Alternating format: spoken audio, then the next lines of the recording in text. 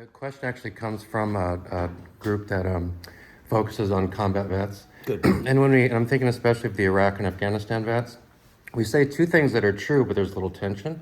One is that we really appreciate their service, which we do. Yes.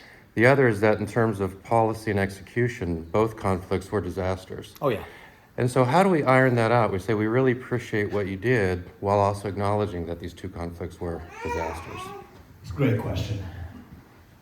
So the people who served there did their jobs. The people who didn't do their jobs were the people setting policy at the Pentagon. Accumulating $7 trillion of our national debt today due to those two wars. We sent tens of thousands of our own to go die in those two wars. The Taliban, for God's sake, is still in charge 20 years later, and Iraq is a more broken country than it was. And the people who served, yes, thank you for doing your job. It's people who are in the shoes that I'm running for now that screwed up. So that's where the responsibility ought to rest. So they're in tension, but they're not. They go together because we've learned a lesson from it. You want to honor our veterans. You want to honor our troops. Here's how you do it. We will never again send you to fight somebody else's war. If we're going to use our troops, it will be to protect our own nation, the United States of America. I'm a father of 2 sons. My moral obligation is to my family. Nobody's going to shake me in that. As your next president, my sole moral duty is to you. The citizens of this nation, the United States of America, not another one. And yet they're trying to do it again in Ukraine, all over again now.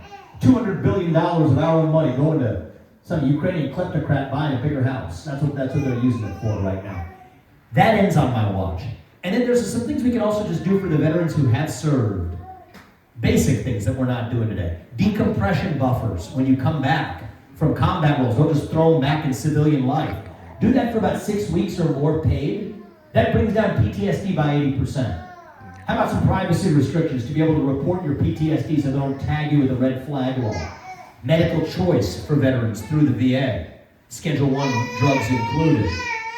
And I'm a business guy. I'll tell you who sets the pay of the CEO is the shareholders. The veterans should be treated as the shareholders of the VA. These are basic changes I'll make as a president as well. This is how we stand for our veterans, not with our words, but with our actions. And the number one action is, we're going to keep us out of World War III. I'm going to declare independence from China and then use our own national defense spending to defend our own homeland. That's the way I'm going to lead this country. And yes, that's what it means to stand for our veterans. Thank you, Matt. I appreciate that. Sir, right there.